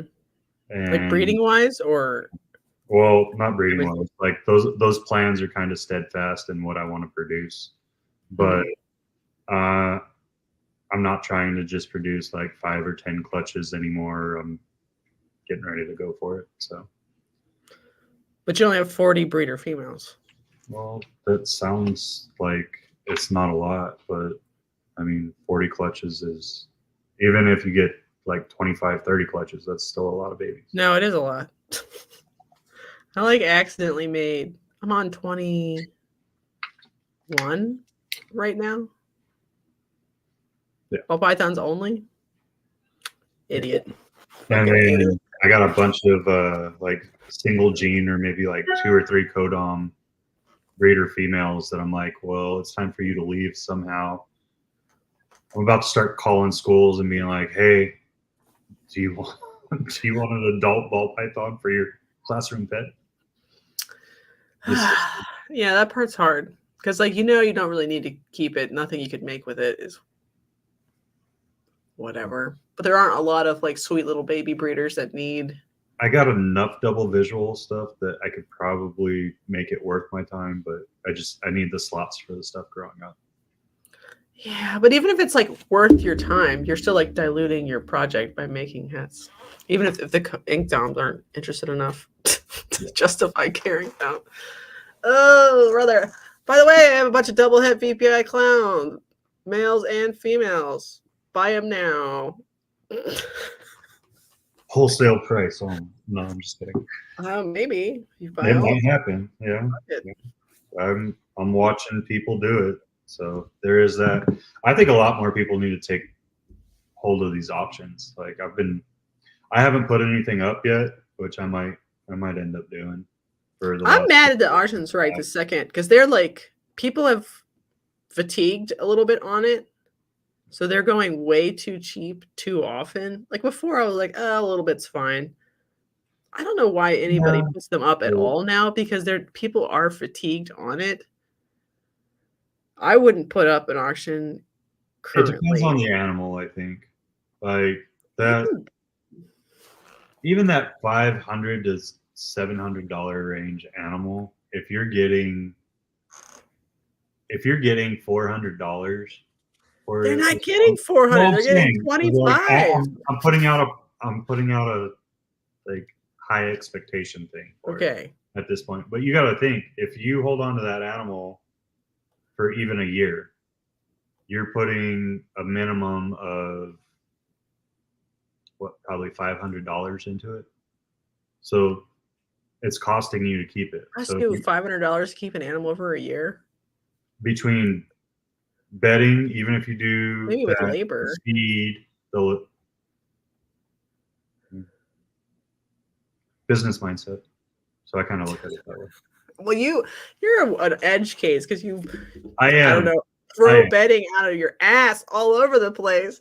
That's a wild. I'm not right up here. I mean, the Army ruined that for me, but I think of, I don't know, the holding cost of a ball python to be around $200 a year with labor for me. But so yes, so selling them fast is correct. And I'm the auction queen. I'm into auctions. I'm saying the Morph market auctions are right now. But what I'm saying in that is, so like, do you breed all your own rodents at this point? Yeah, I finally did it. Finally? Took a long time. How long? 2 years ago. Like it takes forever. So when you have a rat mill, those go, like, all your costs go up substantially. And like growing a female up, I talked to Bob Vu and a lot of other people through the podcast, and they said averaging, like even bringing in all their supplies wholesale, average cost for them to get a female to breeder size in like just over 2 years, right? They have about $1,500 into that female on top of like their cost of said animal, or even if they produce that animal, about $1,500. Yeah, with labor probably. But I think the problem is there's like a scale problem, because with them they have to pay someone to care for a percentage of the collection. Right. And I'm not saying don't value your own time, but you can pay yourself less than you would pay someone else to do the same amount of labor. So the per year cost of raising a female ball python is probably different for different people. You're right. I don't know what mine is. I'm just saying, instead of auctioning them and like revealing your hand on Morph Market, I would just give them away to a school. I think that's a better use of them, because you know they're going to a non-breeding home at this point. It was pretty poppin' earlier in the spring, the Morph Market auctions, but they've like, I don't know. I mean, we can look. Let's just browse. I'm still seeing good ones pop up. Sometimes. It depends on the animal, though. Like, I know, but what do we do about that? Like, is it okay that I mean, everything's okay. That's where the branding comes in again, though, Jess. Like, you have to know your market, and you have to brand yourself for your market. And I think Leviathan does a great job at that. Like, if you think Leviathan, the only thing you think about is asphalt and sunset, because that's all they put out there. So right, but in some ways that's bad, because I don't like sunset or asphalt. But I'm saying, so you might not be. You know what the customer funnel is, you and I'm might not in be it. within their market. Right, I'm not in their customer. The people that are, no, this is where I need to go. I'm just gonna say, like, I like auctions, right time, right place, but it doesn't. I think there's been a little bit of a abuse on the ball python side of the auction feature on Morph Market that I don't think is actually that good right this second. And I'm into auctions, and I'm also into wholesaling stuff right away before it gets big. I'm a believer, okay? Because we can't all retail every snake we produce all the time on the ball python side, because there's just too many of them. You don't get to say that, Blackjack. You just say that because she auctions your stuff off for you all the time. And the live auctions. There goes my drink at Pomona now. Thank you. I just, I don't know. There's a lot of like problems in the ball python industry, and I like to complain about them a lot. So I won't do too much here. There is, but I think it's a mental state, and you have to come to it right. Like, if you're going to look at just the negatives, then it's always going to be negative. Yeah. I don't even know what that means. Like, clarify. So, like, if you're only looking at the problems of the industry, that's all you're going to focus on. Like, it's proven psychologically. Like, when you focus on something and you put your attention into it, it expounds in your life. Well, what is that? That doesn't undo the problems. It doesn't undo the problem, but if you looked at the problem and put out a suggestion for a solution. Okay, my suggestion is for most people not to use Morph Market auctions as heavily this summer because it's in a doldrum. That's my suggestion. Use it in the fall when you're distressed. That's my suggestion. Like the auction that's supposed to be coming up on this channel this weekend, it's canceled because most people have sold out of all their stuff again. So I was like, okay, cool. All my normals to auction off. I'll give you a good price. Nobody's gonna want them. Exactly. So I would probably just restart auctions in the fall when people are like under the most duress and they're like, I don't care, they just need to go. But right now, I don't think people are looking as much on the Morph Market auctions either. Because, like, you know, Hurricane head clown female, $250, 7 hours left. What is it going to get up to? $300? Is that a good price? Sure, maybe. It's money in the bank. But what did that GHI Mojave clown female go for yesterday? $300? I don't know what it ended at. Right, it's fine. I don't care. I'm saying, like, having watched it and paid attention to it. Yeah, but how many people have it already? A GHI Mojave clown female? A lot of people.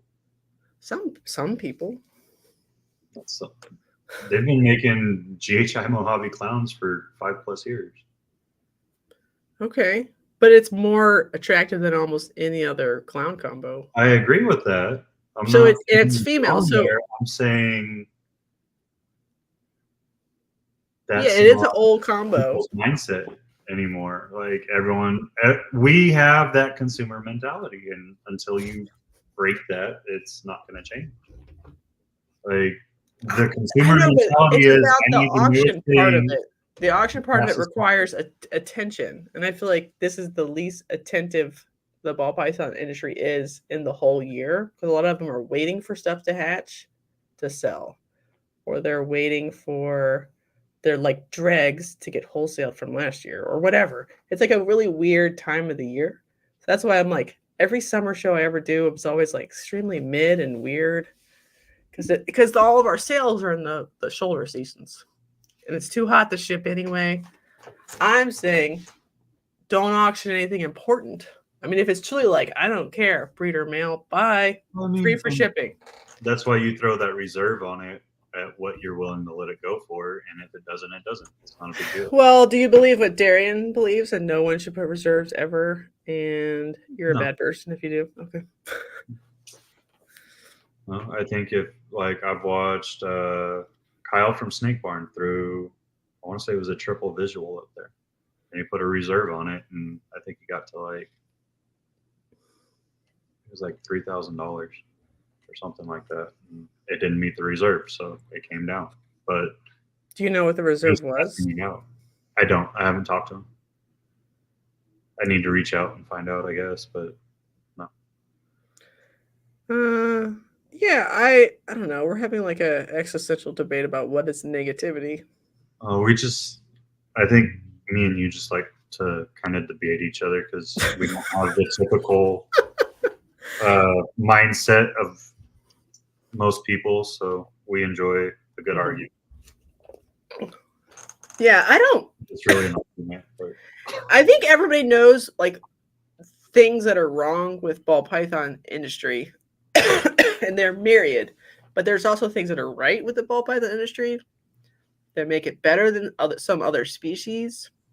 Like there's aspects of it, yeah. Right. The fact that most of them are kept bred and relatively well cared for because they're like an investment, that's actually like pretty good.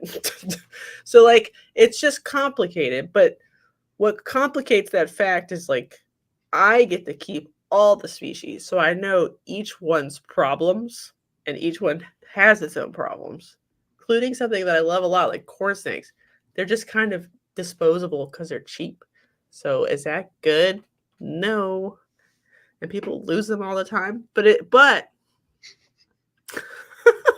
that's a problem for sure. The most prone to escape as babies. Oh my gosh. Every time. Sometimes you gotta like, I don't know, like glue them down. I'm kidding. Don't glue them. Glue traps. Yeah. You have to be like super careful what kind of rack you put them in. When say stuff like that, they're gonna snip that. Right. I would no. I just life's complicated is what I'm saying. And I was just a little concerned about like the ending prices of a lot of the ball python auctions that were currently happening. I was like, what are we doing? What are we doing right this second? I think you have to focus, like I said, on your market, and you need to push for that. And kind of, this sounds horrible, man. You have to realize your position. Like you need to know your place, kind of, and live within that place right now. For a lot of people, I don't think people knew, or they thought they were buying into like X position because they bought, right? I don't know, animals at X price point, and that when they turn around to breed them, they're actually selling to pet people again, and they're like, oh, I actually didn't buy as high end as I thought I did. That's something I'm experiencing. Like I bought a bunch of stuff that's like $3,000 to $4,000 range. All of their babies are not really worth that. They're worth pet prices, maybe like a little bit of intro breeder prices. Right. Oh well. I think that's the answer though. Is like right now you just focus on where you're at. You get better. You grow your brand in that area so that you can move forward. Like my thought process next year is kind of take a Bob and Josh approach to things. Is we form a group to kind of vend everywhere, and I find a group of people, and we go to the shows, and we vend together, and we do as many shows as possible, and you kind of force your face out there. And you do that for a year or two, and it sucks. Don't get me wrong. I've been a truck driver. I've done a lot of things where you do a lot of travel. It sucks. But do you mean by everywhere? Do you mean over the whole country, or do you mean in the region? As far as you can push out, yeah. I mean, I plan on going from 10. I've ended Pomona in January, and I plan on going back next January. I just don't have the stock or beans to really do it right now. Did you sell anything at Pomona in January? I did really good at Pomona. I came back with money in my pocket. I'll say that. That's good. I'm impressed. So not June. I'm gonna visit in June. Like I'm gonna be at the show. I'm just not gonna be vending the show. They're trying to coerce me into visiting. It's a good show. It's a lot to take in though. Like it's 5. Oh Lord. Well, it was 5 football fields, 4 football fields, something like that. Do you think Dallas should be like Now Pomona? you're gonna have the fish market and you're gonna have the bird market in adjoining buildings. So it's. Do you think Dallas should be as big as Pomona? Like you think? I know they're moving to the center room. I don't think they could technically open both rooms if they wanted to. I don't think it's plausible right now. I don't think you have a big enough market in the DFW area to do that. There's a fucking shit ton of people you living literally there. So like for Pomona, you have people fly in from like China and Japan and all kinds of stuff, right? Like so there's 6.5 million people. You like Pomona is one of those though. shows where like you get people from the UK, you get people from all over the world coming to that show. And until we can turn Dallas into that again, I don't think it's plausible to build it that big. There's 6.5 million people in the Dallas-Fort Worth metro area. That's a lot. It is a lot of people, but and they have a lot of fun Asians. 6.5 million people. How many people are reptile people? I don't know. I had a bunch of Chinese buyers at the last Dallas. What I'm saying, like you literally like the first day of Pomona is probably the entire weekend of Dallas. The first day. Like there is no How many time Chinese people are there? That's all I really care about. Yeah, the first time, like anytime at Pomona, honestly, like that I've been there, there's never been less than like 10 people in front of every booth. Like you have to have a team there to really sell. Like I took my mom and I can't tell you how many people walked away from the booth because me and my mom couldn't keep up with the people talking or looking at animals. Like there was no way to say something to everybody there. Rami doesn't release the door, right? Say again? Does Rami release the door numbers? I don't even know. I don't think so. Okay. That's fine. He doesn't have to. I'm just curious. It's like Blackjack said, it's nuts. Like there's no way of fathoming what every show is going to be there. Yeah. Do you Delta Dash your animals or do you FedEx them to somebody? No, I drove them from El Paso. I drove overnight, did the show, drove back Sunday night. Are you doing that next January? I got to figure out how I'm going to do it for January, but I got a couple of months to figure it out. The door, okay. Because, well, from El Paso, Pomona's the same distance as coming up here from El Paso. Oh. So it would be it's still a 1-day drive, I think, from the DFW area. But you'd have to take the 40 instead of going the 10. And then you'd have to travel south a little bit. Would you just not fly because you don't want to fly? Well, if I'm vending animals, I wouldn't fly. No? You could. Just because I don't know enough people out there to like ship my stuff to and feel like it would be okay. Well, you could ship it to yourself, like hold at FedEx Hub and you pick it up when you fly in. That's fair. Isn't that what most people do? Not really. No. I don't know. That's what I thought most people did, was they just shipped it to themselves. I know Matt ships to, I think it's either KG. Matt Byram ships to KG or Mike from Insane Clown, I think. And they pick up his animals from FedEx the day before. And he leaves a set of displays there, and he flies in Friday,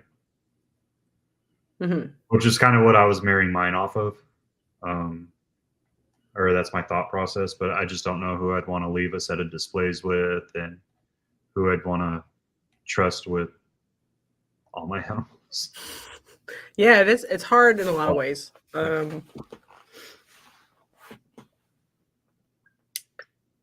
It's 18 hours from my house, so I don't know. It's probably about the same from DFW. Yeah, I think it's a little bit easier just because do you take the 40 or no? Is that what it's showing? You taking the 40?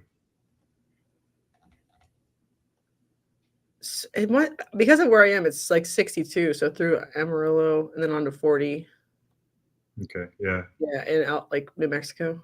Yep. Well, that's a long trip, but so's Tinley. I think I haven't really seen anything on the East Coast that would really prompt me to, or at least the Northeast, that's really would prompt me to go there yet. I kind of want to hit some of the Tennessee shows because I know a lot of people down there, potentially Daytona. That's just I would visit Daytona. I don't know that I'd ever been it though. So you're on the like I should be a national show person trajectory instead of like I don't know. Like that's you have to kind of put your face out at a national level, whether you focus on sales nationally or not. I think you have to put your face out. I know, but you could just go there and hang out, which you do anyway. Well, that's what I said. And not have to bend. Daytona, I don't think I'd bend. Like I'd go to Tennessee and bend because it's Show Me Snakes is one of my sponsors, and they're the ones that do the Tennessee shows, so it only makes sense.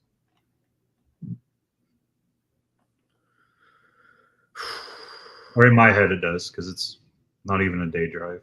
But they have other shows that are closer than Tennessee. Yeah. Mm-hmm. You just feel like going to Tennessee. Well, one of my partners is in Tennessee. Business partners? Noodles and Noodles. Oh, Brandon. What's Brandon doing? Is he okay? He is living the homestead life and breeding ball pythons. Okay, good. I see him like post an auction every once in a while, but he used to have a podcast too. I don't know if you remember. A long time ago. Did you ever watch his podcast? No? You don't remember it? He had like a female co-host. Oh yeah. There's like she's out though, I think, right? Yeah. It's okay. I don't know. That stuff changes so fast here that I can't keep up with all of it. All right, brother. I think we did it. Any like final thoughts? Where are you going to be next? What's for sale? Where can they follow you?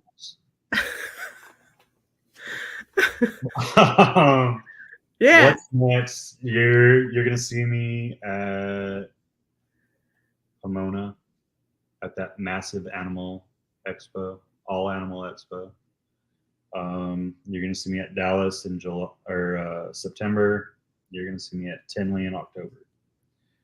And potentially a couple of DFW area shows, depending on if I can sneak a couple of clutches out.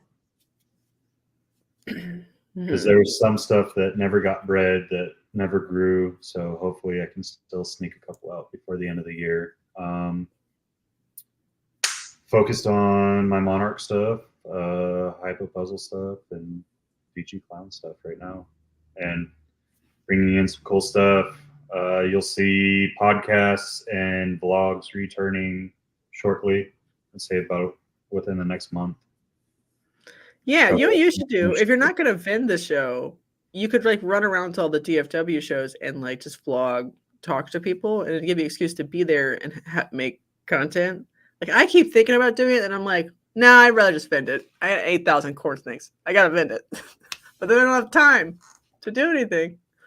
You could literally leave your son, that sounds horrible, at your booth, and he'd probably sell just as well. I'm just kidding.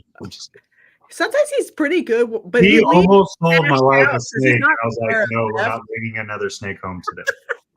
He's not aware of theft, so he'll like collect cash from people and just leave cash piled around like a little squirrel. And I'm like, that's not where it goes. So I don't think it'd be safe.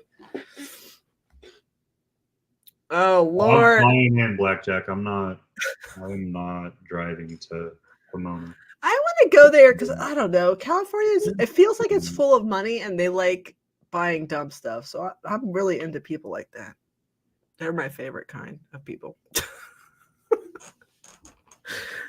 Your totes would probably go a long way though. Goats? Totes. Oh, hell Yeah. yeah. That's what I'm saying. Like I watch the like artist alley girlies who do like Comic Cons, anime cons and stuff. And they always kill it in Cali. They'll be like, oh my god, it's kawaii. And it's like whatever, Gojo. This is a bad reference here, but they could do like $10,000 in just like keychains, charms, and totes because they're just like having fun with that high disposable income threshold. I'm like, let's go. That's my favorite people. That's the way it has to be wherever you are, though. Like, you can't go in there with a business mentality. You got to go in there to have fun, be happy, and then the sales just come in. I wish I was both fun and happy. Damn. New and improved Jessica.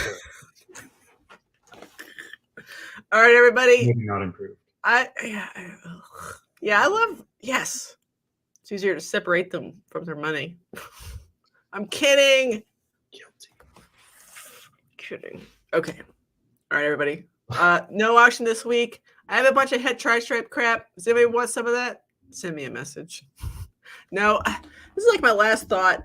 I'm going to start releasing for sale inventory to YouTube members first. So if you're not a YouTube member and you're like, I want to whatever, and it'll be like slightly discounted of what it'll be on Morph Market, in my opinion, it's like a perk. So if you want to buy it first, like if it's had 3 feeds and you want to get it quickly before I get it on Frozen Thawed, it'll be like slightly discounted. YouTube members only. It'll only be in the member tab. It's only $3 a month on YouTube. Is that a perk? Maybe, but it'll be worth it if you just buy one snake off of the member tab. If not, they'll be on Morph Market, but I have a stupid amount of ball pythons. A stupid amount. I don't know why I did this to myself. And they all ovulated like the exact same time. I'll send nudes of my feet, maybe. Here, you want a taste? This part's free. Sorry. Yeah. And this is true for like the rare species. If you want a rare species, there is a waiting list, but the members get first crack and then it goes to the waiting list. So there's only like 6 melanistic Russians eggs. Your members might hate me for this, but have you ever thought of moving that to Patreon? Because I have. It just complicates things because there's another place I have to make content Patreon takes less of a no. percent. You just have to run the feed into Patreon instead of making them do this.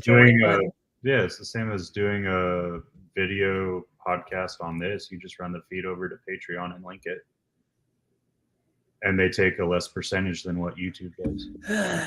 What percentage is it? 30% instead of 40 or whatever? I don't know.